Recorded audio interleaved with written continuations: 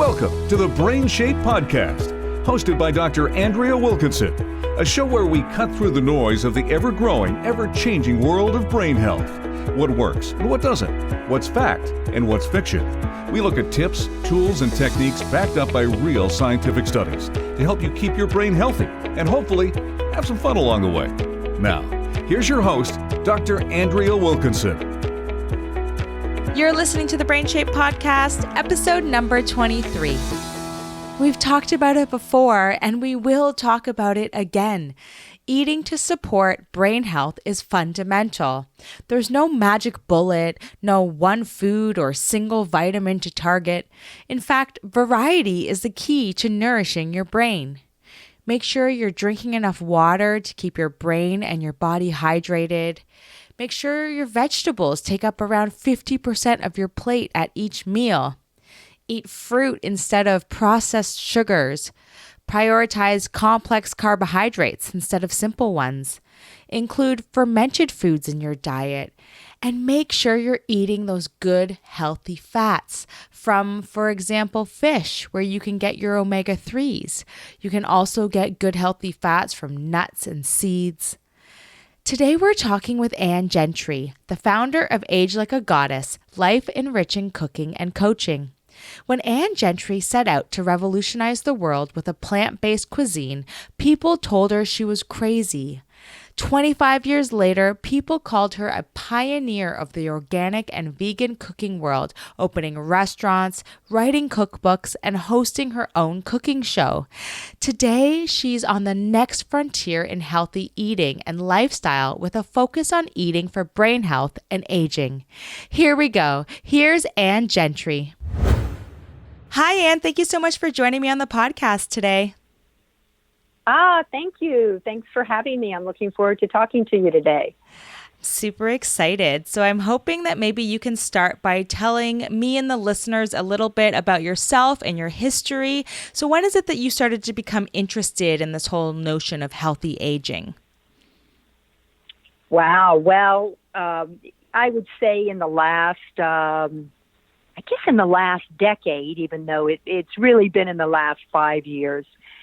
You know, I first encountered Alzheimer's, as I'm sure many of your listeners have. Just like me, they've dealt with a parent or a loved one or a good friend who, has had this happen to them in their life. And mine was my mother. My mother started to, just the typical forgetfulness, and we were seeing a little bit of decline. But to jump to the fact that I took her to, in the area that she was in Memphis, Tennessee, to one of the leading neurologists and Alzheimer's specialists there, and he confirmed that indeed at that moment she was in the early stages.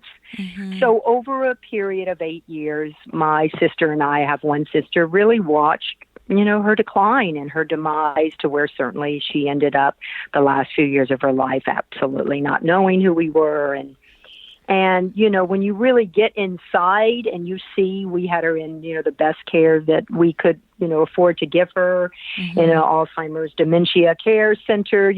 This is a very big business. People do the best they can, but it's shocking. It is incredibly shocking as to, what people are fed, the exact food that they shouldn't be eating, and, the lack of, physical care. Again, people doing the best that they can do. Right. So that really just opened my eyes up. I had already been in a world of, my career has always been around food. I've been living a very different life than my mother led, and, have always, been in this health mode of what I eat and how I care for myself. But this was a wake-up call. It was like, whoa, when it's that close. And, of course, the initial fear, and it was a fear, is, oh, my gosh, this will happen to me. Yeah. I am my mother's daughter. Mm-hmm. And at that point, and I was having some challenges in my health, certainly not related to my brain health, but in my health. But I think that just by the grace of God, that what was happening at the same time, and this would have been a good 4 or 5 years ago, was when information started coming out about the brain, where all of a sudden you've got the medical community, scientists, researchers really looking now at what's happening with the brain. Not that, that wasn't a topic, or an area of study that was, already happening, but now they're looking in a very different way because we'd been focused on cancer and heart disease and autoimmune diseases, and no one was paying attention to the brain. And as you know, in 2017, a Japanese researcher won the Nobel Prize for Medicine in discovering, how this autophagy, which is a way that we do have the natural ability to heal ourselves if we do certain things with food and our lifestyle to be able to do that. So I just jumped in. It was, oh my gosh. And I made a big segue out of being exclusively a vegan. I have had a big success here in Southern California, founding and operating for 25 years organic vegan restaurants. And, it's a powerful way to eat, a powerful diet. Does many people a lot of good, but I had sort of come my course with it, even though I say 90% of everything I eat is plant-based, because you can never go wrong with fruits and vegetables in any diet you are eating. But I just made some drastic changes to my own, not just eating, but lifestyle, and really got into realizing it's now about looking out into the future and how can you best care for yourself. And I say to people, and I say to your listeners, and it is never too late to start. I'm working with two women who are 70 years old, with an incredible attitude that they've got a rich, life ahead of them, and they're just getting to some things in their life. Yeah. So people cop out and think, well, if I wasn't living this lifestyle my whole life, nothing's going to help me now. That's not true. It's amazing how the body will respond when we really do make big changes. Yeah, definitely. So can you tell us a little bit about your mission and your company that's related to spreading knowledge about eating brain healthy foods? So who is it that you help? Well, I focus on women who are 40s, 50s, 60s, and 70s who, have a struggle with their relationship to food. They are really aiming toward astonishing good health, what I call their optimal health. Everybody is different. And I work with women one-on-one and through group coaching. I also have a signature program called Age Like a Goddess, Life-enriching Cooking and Coaching. And through whatever way I work with them, whether one-on-one or through my program, I help women navigate their midlife years and really come into having a healthy body and a sharp mind so that they then, I love to say, can roar into their third act with wisdom. Their wisdom, we've earned our wisdom at this point, and to really have that and to be operating from that and with vitality and sexiness. And it's very exciting. And again, I really believe that you can turn your attitude and your beliefs around aging into a new forward way of, living. And we're living in very exciting times, especially for women who are, in their midlife years. I remember when my mother turned 50, I thought, oh my gosh, she's old and her life is over. and that generation of women kind of gave into that as well. So I realized I was raised in that belief system, but I have not embraced that. And we're in this time where many women are just saying, no, there's no reason that we need to slow down, that we need to stop, that we need to think that it's all over with. Living a rich, later in life phase can be just as exciting and dynamic as when you were in your 20s. Yeah, definitely. And so a lot of what you teach is around sort of gaining this vitality and energy through the foods that we eat. So what is your take on eating for brain health? Why would we want to do that? Well, I definitely want to say it's many lifestyle changes. But the thing about the food is that is what we do every day. We do it several times a day. And it truly, plays it's either supporting us or playing havoc on us. So what really has come out of all this research around the brain is to understand that, yes, genetics plays a part in everything about us, but it's really about 20%. Not the fear I had when my mother was diagnosed to think, well, it's over for me. I mean, I'm going to go right down this path like she did. No, genetics play about 20% in how we age. And the other 80% we totally have control over in the lifestyle choices that we make.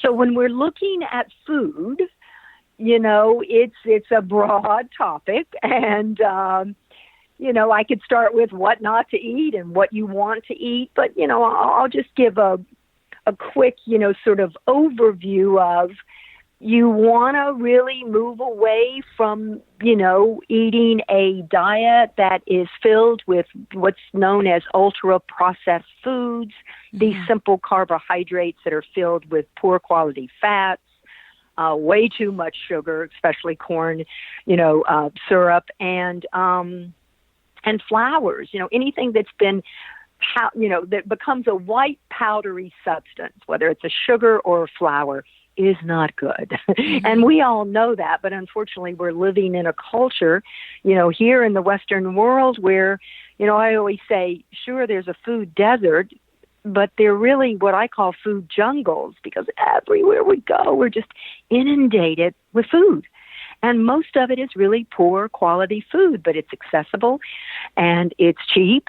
And when we really look at the health issues that we have here in the Western world, it's all driven by eating these poor quality foods, which are these ultra-processed foods, way too much animal protein, poor quality animal protein, and moving away from that and really allowing yourself to eat no meat whatsoever or way less than you do, to move more towards fish so that you can get these rich omega-3 fatty acids that the brain thrives on and needs.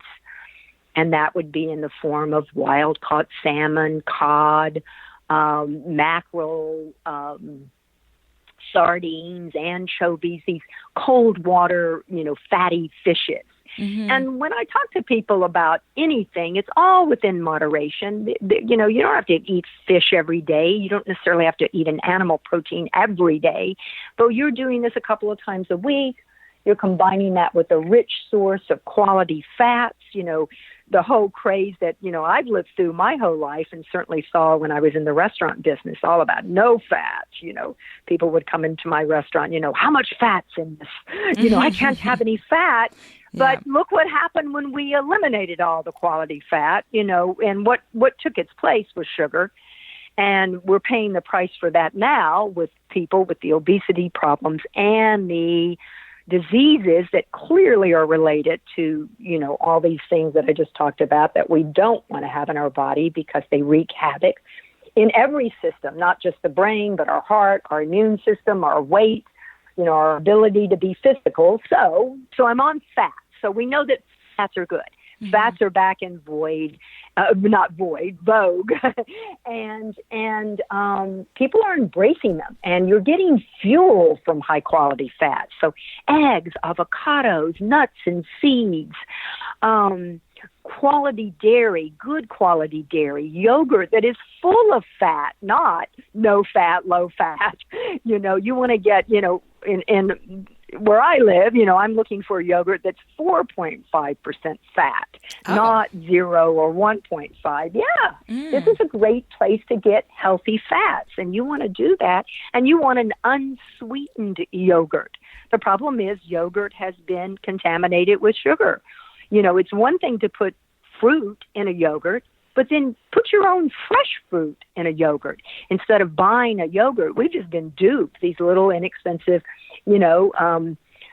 cups of yogurt that are these bright colors, yellow and red and pink and blue, because if you really look at them, very little fat, but loads of sugar. So why even eat that? Unless it's just your sugar fix that you need. But one of the things what happens is when you start eating quality fats, you get satiated in a way that you're not used to if you're starting your day with the typical, Western diet, Western breakfast, which is just a simple carbohydrate breakfast of, poor quality fats. And what I'm talking about there is just cheap oils that I know, having been in the restaurant business, that is what most people are doing, though I pride it myself that we didn't. But people do it because it's cheap. So cheap oils, cheap flours, cheap sugars, and that's how we start our morning every day. And no wonder we're hungry at 11. No wonder we're looking for that pick-me-up at 4, another little sweet and more coffee. You mentioned simple carbohydrates in these breakfast foods that are not good for us. So what are complex carbohydrates, and where can people go to find them to include them in their diets? Perfect question. Yes, a complex carbohydrate. So let me just say, also, carbohydrates has gotten a bad rap. And so many people think, just the way they did for years, about, I can't have any fat, I cannot have any carbs. There's no way we can function without carbohydrates. But we want complex, which are vegetables and fruits, whole grains, beans, legumes. They have more nutrient density, meaning you're going to get less calories, but more nutrition out of complex carbs. If you're just eating the simple, again, white, powdery substances, flour and sugar, poor quality fats, this isn't filling you up. This is giving you a lot of calories and very little nutritional content. Yeah. So moving, so again, whether one is a vegan or a carnivore or a flexitarian or, a vegetarian, eating vegetables, fruits, whole grains, beans, and legumes, at least the vegetables and fruits, you want that to be 50% of what you're eating every day. Yeah. This is where you're getting your real nutrition, and you'll feel fuller. You'll feel fuller longer, and it doesn't cost the swings of the blood sugar that these simple carbs do that then make us continue to crave that all day long. Right. And then we look at our body and we go, how did we get this way? Or we look at how we feel, brain fog, headaches, thirstiness, Yeah, exactly. Just fatigued. Yeah. Mm-hmm. And can you talk a little bit about fermented foods and why fermented foods are good for you and the role that they play in our gut health? Yeah, that's the thing, is that gut health has become also something that we are all looking at, and notice that people having problems with their gut also came out of the whole no fat phase and too much simple carbohydrates. So that our gut gets compromised. And we also know that stress is the leading factor of also gut problems and lack of sleep. I mean, it's all very complex and woven together. But probiotic foods are foods that will enhance the quality of the friendly bacteria in your gut. And those are food that really, if you look culturally, most cultures have those in their diet. Pickles, fermented foods such as sauerkraut, kimchi, from the whole, Asian, Japanese world. They brought us tempeh and miso. Those are made from soybeans. Whole soy is fine, and especially when it's been fermented in the process to make miso and tempeh. Tempeh is a great source of protein, especially if you're a vegan or a vegetarian. So those are really good to eat. And if you look, so many cultures have that. The Koreans have made, I live in Southern California, I mean, there's kimchi is so popular, and that's a great, it's actually better to eat it a little toward the end of the meal or after the meal. Like I have sauerkraut in my fridge all the time, and I'll just open it up and eat it after I've eaten my meal. Great in aiding digestion as well. Same for, dill pickles. Yeah.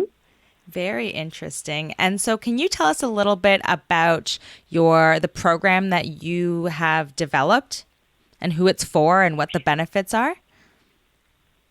Well, I do focus exclusively on women, and as I said, 40s, 50s, 60s, and beyond. And it is really about learning how to nourish your brain, care for your body, and nurture your being. Because again, taking it beyond just, if I just eat well, I'll be fine. You really want to learn how to really take care of your body physically. And, self-care is a big buzzword that we hear all the time now because people are trying to care for themselves better.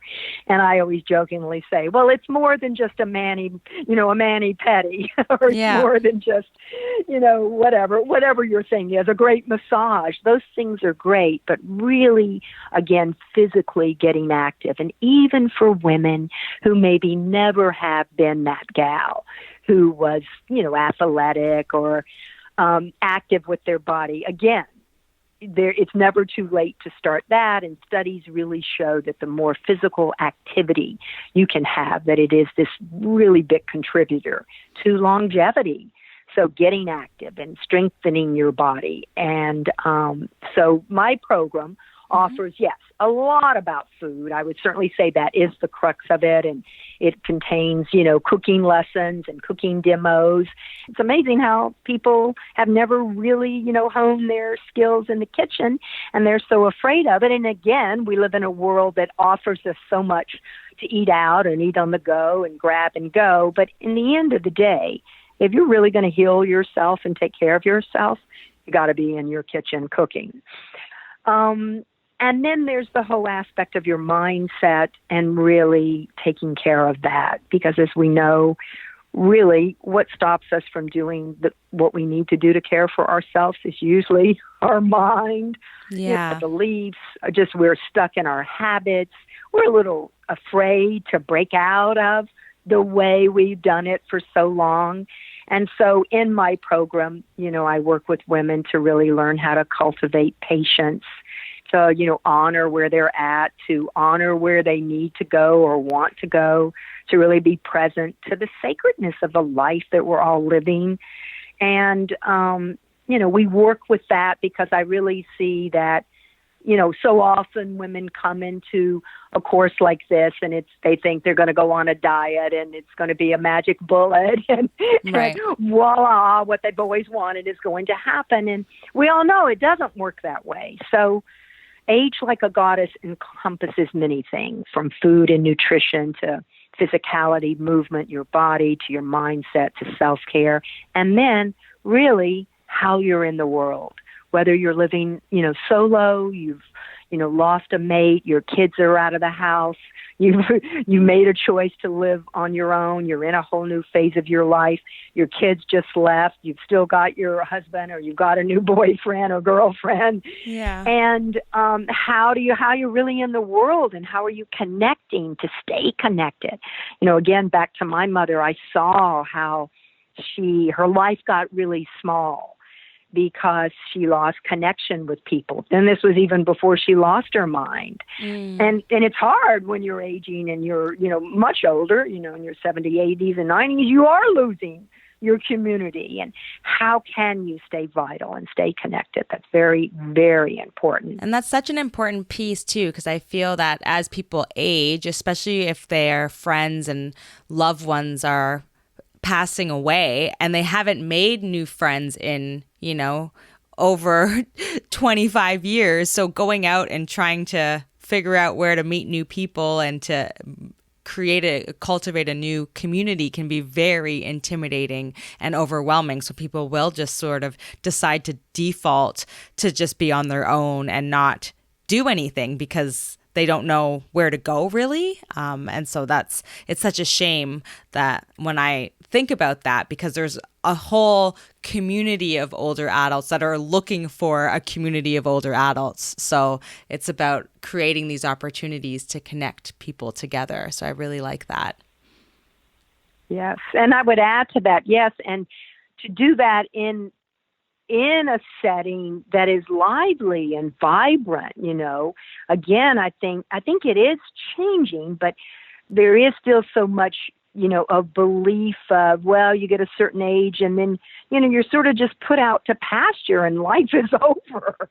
And then, yes. And then again, when you find yourself in a care center of some sort, it's not really conducive to social activity.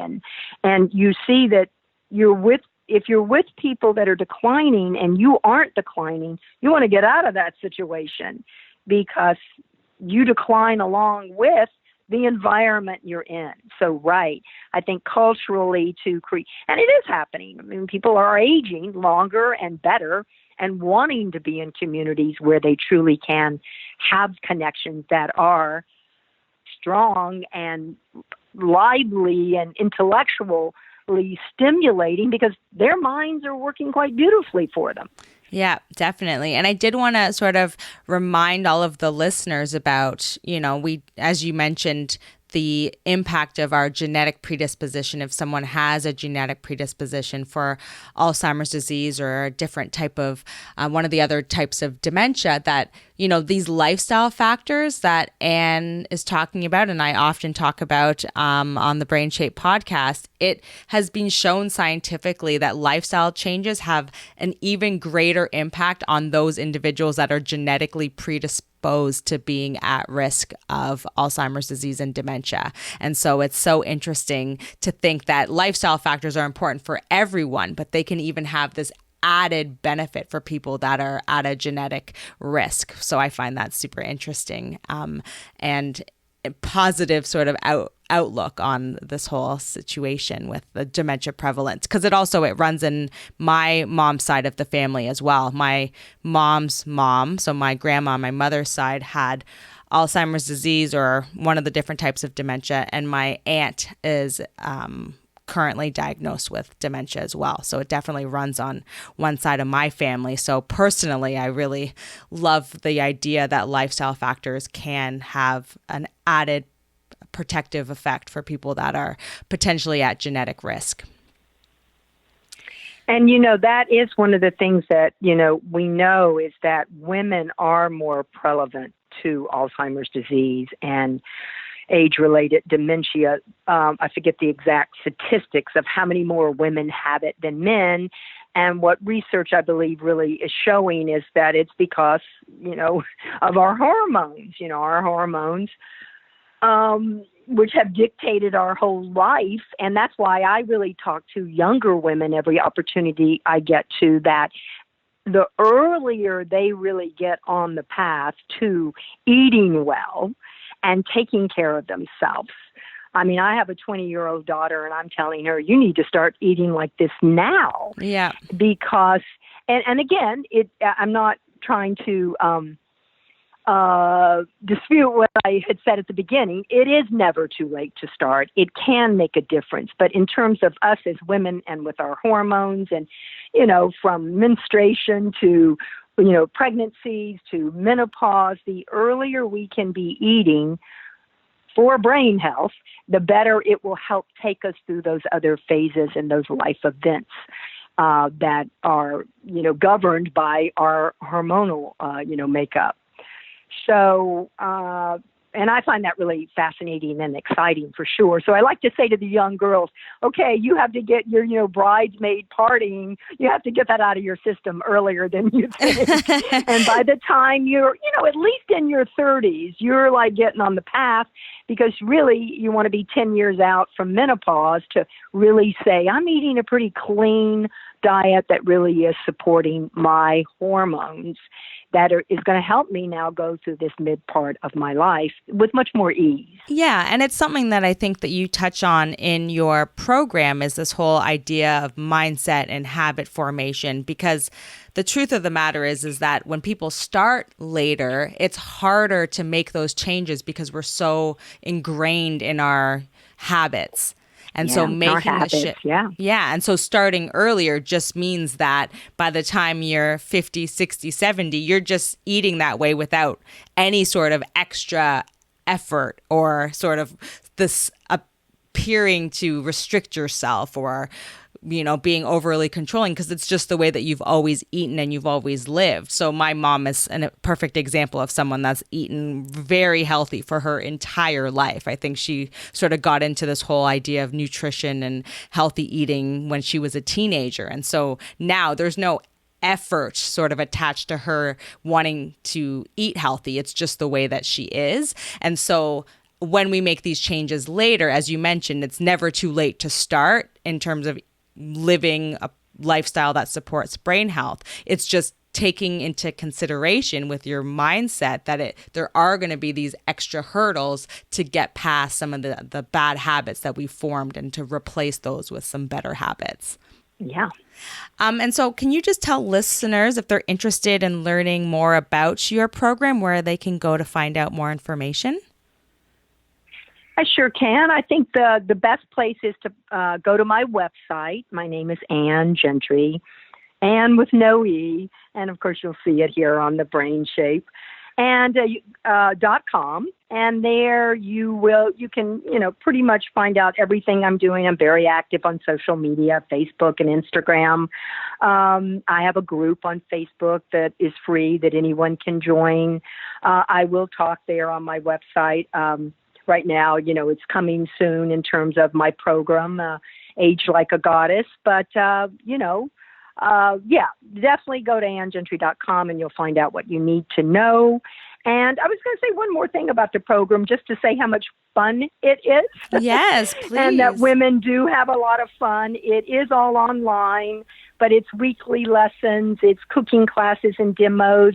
I do fun weekly challenges that help build new healthy habits, and lots of recipes. And we have cook-offs, and it is building this community of like-minded women to really know that, you're not alone and that there are many other women that are on the same path as you are as well. Yeah. And it's also wonderful to connect people through the online space, I find, because now people aren't restricted to their specific location where they live to be able to connect with these like-minded women. So I love that so much. Yeah. And you know what? That's some of the research I've read has talked about people who are now older and they've come to, they didn't grow up with a handheld device, a smartphone in their hand. So it is important, these relationships, and these relationships online can be as rich as a relationship that you've had one-on-one, face-to-face. This is just the world that we're living in now, and to really seek out that richness instead of feeling like, oh, this is a real relationship, when indeed it really is.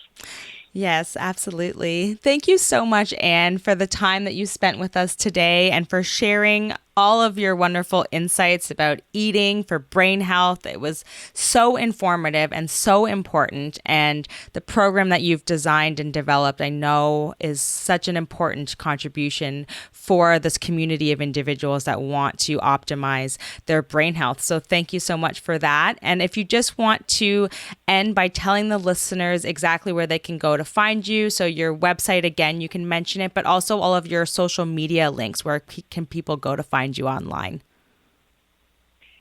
I sure will. I want to thank you first for having me. It's been a real joy to be here, and I'm really honored to be here. And thank you for allowing me to share what I know. And I can be found at anngentry.com. Also on Facebook, you can find me on my page, Ann Gentry. I think it's Ann Gentry Biz, but you put in my name, you'll find me. You can join my free Facebook group called Take Charge of Your Food Journey. And through all those outlets, you'll find Age Like a Goddess. And if you happen to be on Instagram, that is my moniker there, Age Like a Goddess.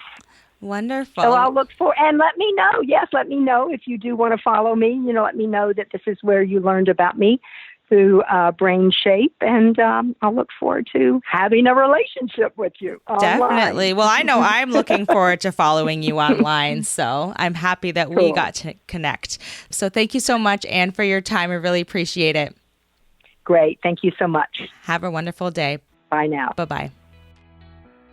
To learn more about the work that Ann Gentry is doing and her Age Like a Goddess program, you can visit her website at anngentry.com. If you've missed any of this, you can dive into the show notes for this episode and all past episodes at www.anngentry.com. www.brainshape.ca/podcast. To access the show notes from today's episode specifically, just type episode 23 in the search bar and today's episode will pop right up. Thank you so much for tuning in. I hope that this episode inspired you to seek out brain-healthy eating habits that will give you the energy that you need to live your life with vigor and enthusiastic curiosity.